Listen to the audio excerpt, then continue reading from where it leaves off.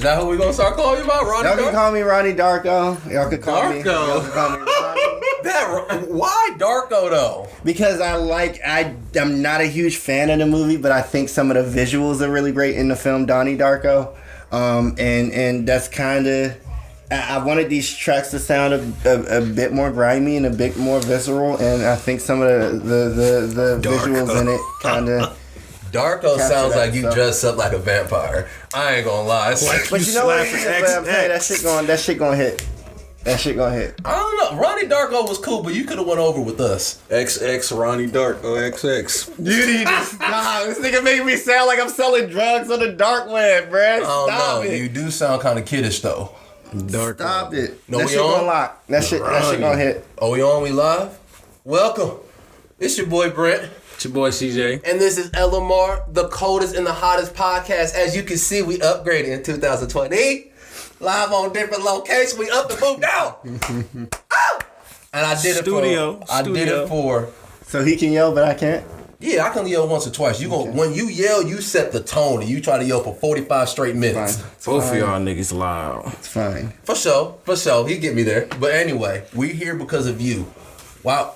What's this place? Where we at? This is Heat City Studios. I'm working on my new music project. It's the Ronnie Darko EP.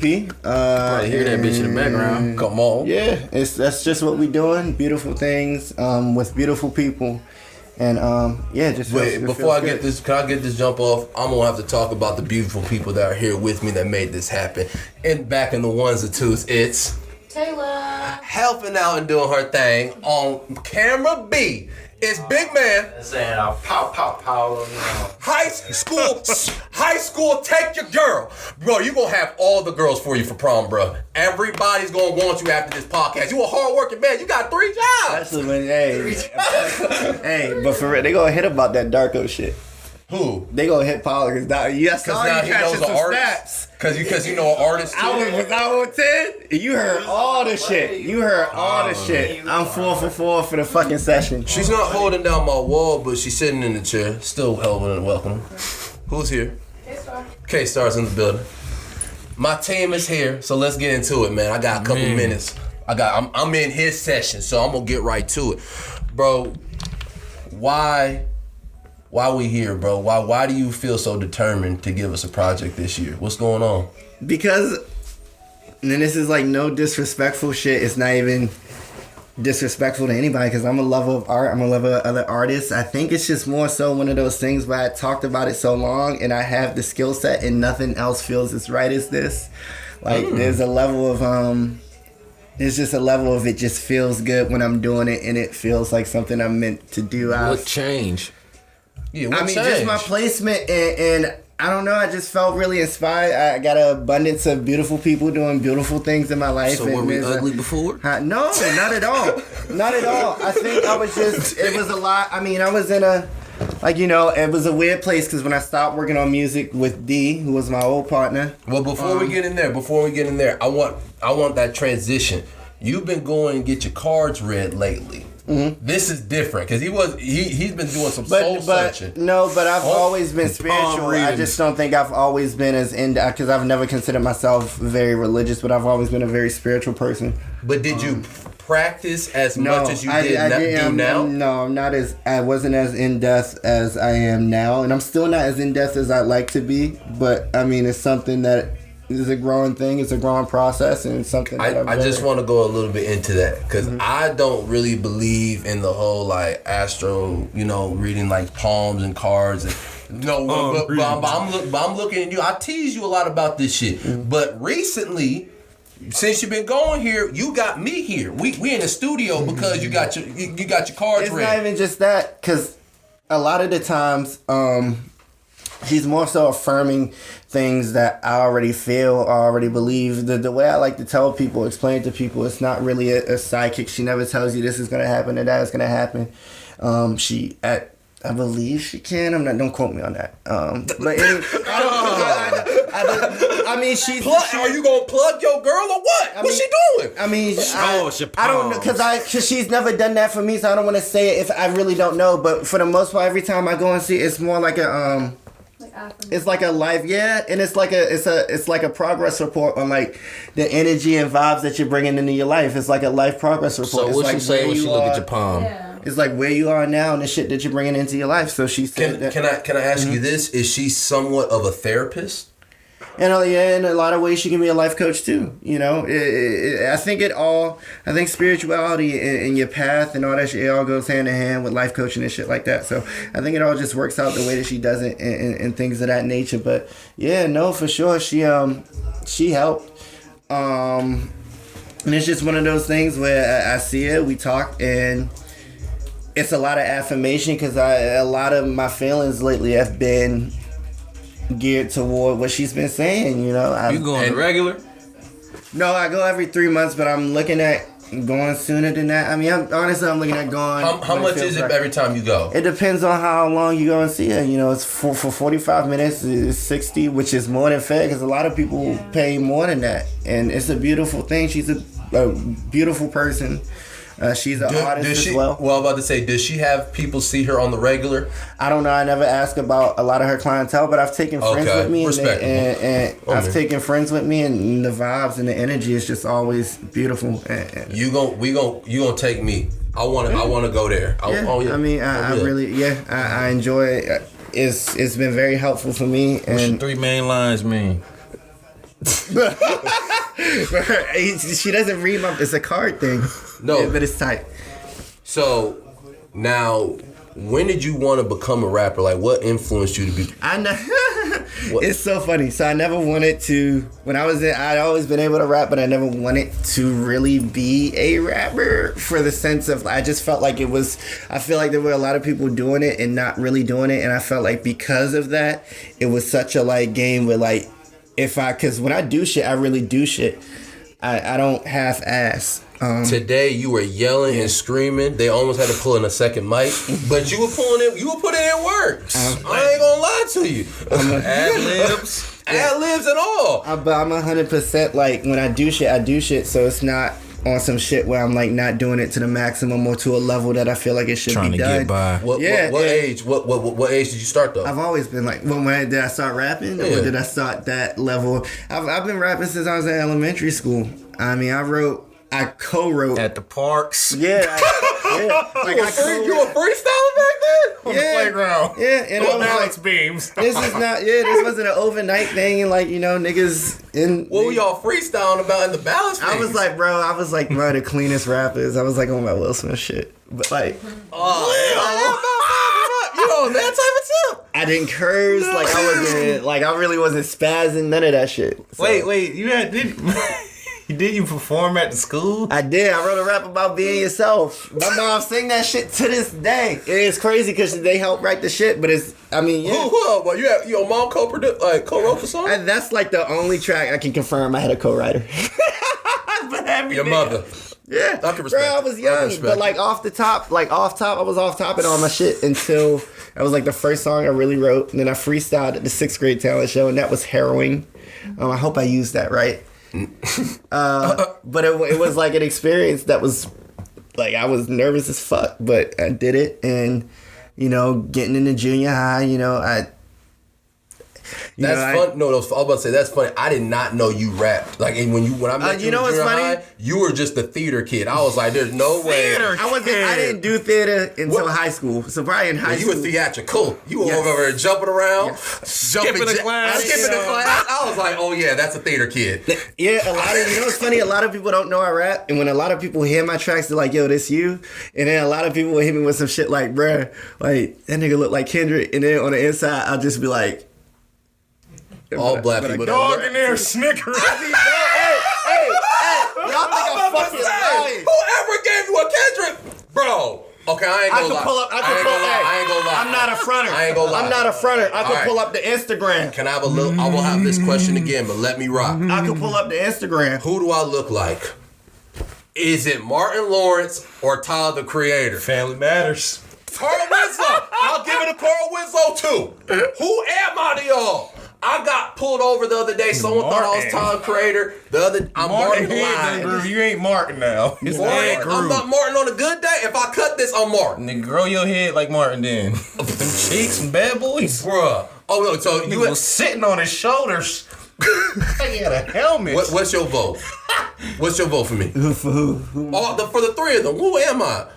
I mean, you closer to Martin than Tyler. You damn near ain't Tyler. Your vote. Family matters. Carl Winslow? Paolo. Matters. I'll give you Carl Who am I? for sure. Family matters. Thank you, bro. I never thought. Remember we were at. What did he say? What'd you say? I say you were. We were at Freak. No, You are you. Bro, I am you. No, we were I at. me. No, we were at Fat Willie's. Slave dude, bro. Me and CJ Bad were boy at Fat Willie's, and some girl looked at our waitress was like, "You look like Tyler Creator." I was like, Yeah, she fucking lied. Yeah, she did. Bro, she I thought she was joking on me. I'm like, "No, it's your ears." I'm I like, was "Bro, just about to say it's the ears and hat. it's the ears. It's the ears and hat. It's the ears." She I know. dead ass She's lied. gassing. Big gas. Big I was gas. like, Tyler got more of the. But yeah, like a lot of people said shit like that, and That's funny. and it was always funny to me. Like I've always been in that realm, man. Like and I didn't really want to do it because I didn't feel like there'd be a level of care or for anything that I did, and that was discouraging. But then I started to do it, and it just felt so right, and it was I couldn't deny. So When I met you in high school, bro, and I was like, I didn't know when you rapped. I thought it was just like a joking thing. And then when I started hanging around with CJ more, and he told me like, bro can really rap. He just be playing around. I was like, yo, dead ass. I was like, that was the talk, and I was like, oh, he probably just be kidding around. And then when we started when I was sitting in the back seat with y'all, and you were really freestyle. I was like, hold on, this is better than a lot of shit I'm hearing. Like, and the cool thing about you is, bro, is that you can sing and rap about something different every time. It's not about guns. It's not about killing people. You can tell a story. It could be something different. You could be talking about some cartoons or some shit. Take me back to my childhood. Oh, you know what sucks is we ain't getting a Thug Love story today. I really would have loved to get into that because y'all gonna like that shit. Yeah, you could talk about some romance stuff. We've been through more shit. You could talk about relationships. I think what's crazy about my music now is And that vocab is it's crazy. just so and it's just it's fucking fun. Like I'm really having a good time making music, and I'm in love with sounds and a lot of different sounds, and I'm really taking the time to curate the sound that I want. And it's a sound that is mine. There's no compromising in my vision or what I want to do or anything like that. This is a Ron project, so this is the music I want to make. This isn't the music Independent the whole way. Yeah, it's like independent, but like I'm still working with people like my boy Kobe. Of course, shout out, that's my engineer. Yeah. But as far as But you doing more partnership than like you have to talk to somebody to make a move. You can go make a move for yourself. You can make a call. This is all me. Yeah. This don't belong to nobody but me. That's awesome. Which is something that I'm very thankful for because I move at a different pace, and this is the pace that I'm dictating the pace. Now, I was going to talk about when we started hooking up, we started cooking up, we started hanging out around more. You got hooked up with producer man D'Angelo. Mm-hmm. Now, he graduated my year. Mm-hmm. You were a year ahead of us. Mm-hmm. And I was fascinated about that. I was like, I know Ron can rap and you versatile, but why would you want to go to like an EDM producer? Why'd you want to? I didn't see him as an EDM producer, and it wasn't even that he was just available. Because the first session we had, it was another dude in the session, and I see people and I see potential because I feel like I don't know if that's just how I look at people, but I feel like people. You were trying to do him a favor? You think? No, because I feel like he could say that he looked at me and saw me the same way. Hell, bro. Hell no. Bro, you were giving him everything. No. We were there. What are you talking about? What I'm saying is, I look at a person, if I'm going in to work with him or anything like that, I look at him like I see potential. I feel like we could work together and get to a point where I want to work with. You know what I mean? Like get to a potential. I understand that, and I feel like people look at me the same way. So I feel like that was mutual. That's all I'm saying. But here's my thing. You're in the studio today and you got rap beats and you are clicking. Boom, boom, boom, boom. You hook up with D'Angelo, and at first I was feeling you out because, like I said, you're versatile, so I could see you stretch. But when he wasn't trying to go on your way, you got that energy, that drive. But when he wasn't trying to go on some rap shit, he would never want to try it or try to play into your. I don't want to say that. I don't want to say. I feel like there was a lot of things that he was used to doing musically that hip hop as a genre is not really grounded and rooted in, which is fine. You know, that's what he does. But when you're trying to make rap records, when you're working with a rap artist who does and makes rap music, who's very well versed, like this is what I do. Like I'm a part. Like this is my culture. Wait. I feel you. Mm-hmm. But why you feel like that?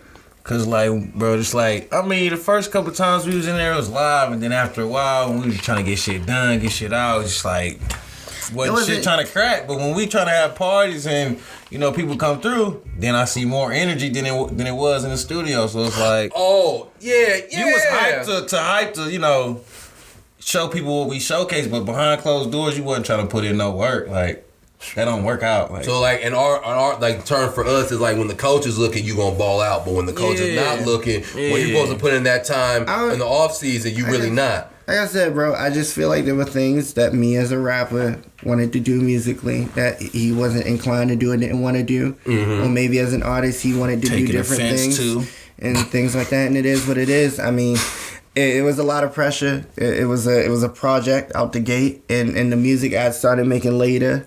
In that relationship, in that tenure, that partnership was starting to be better than the music we had started making originally, and it got to a point where I was like, bro, like I'm moving at a pace where like I'm like I can't do the first project, I can't release the first project comfortably knowing the level of artistry I'm at now. I can't do that. Understood. I feel like that's just unacceptable. But I feel like there should have been a point where that project should have came out, and that should have been that in the new music, because you gotta understand High Life was doing like 5K. We released that song long after. There was a video. We were in the video. Right, yeah, exactly. Like we were going off in that thing. We was doing like 5K, and that song came out a long time, and he did a lot of pushing and reposting and all that stuff. So shout out to him for that. But again, that's your job. But shout out your own but you work. gotta understand, that's not as easy. That's really not like promo and shit like that, because people gotta listen to your shit. If niggas ain't gonna listen to your shit, niggas ain't gonna listen to your shit. Play my tape, right? But real shit. But what I'm saying is that you're supposed to post your own work. Factual. That's mandatory work. But there's a method, and there's a whole algorithm to that. You know that I'm gonna have to learn. That I'm gonna have to understand. Now I'm looking forward to. So how do you look forward to, you know, getting your name out there, networking? You gonna be play my tape, brother, or is you? There's a lot of special things I want to do. I mean, it all. I want to do a physical thing, because I think getting your face out there. No, I want to do a physical version of the project. So I want. You want CDs? Not that people have to listen to, but just as a small limited collector's thing. Because I think you better do like 10 of those bitches and send them all out. No, digitally.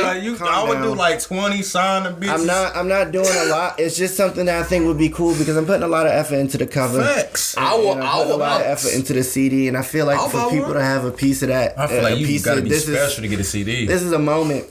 This is a moment that I want to capture, and I'm putting a lot of work into all aspects of this project. This is a 10-track project. There were gonna be 2 interludes, and I decided to cut them because this is like, I'm really just doing music. I'm enjoying creating music, and I don't want to create anything else that kind of like dilutes, it kind of like breaks the musical part of this. I want to do a whole 10 tracks and give people that. And I've written 8 songs, so I need 2 more, and the track list is complete, and now I'm in the stage of recording and just perfecting these records.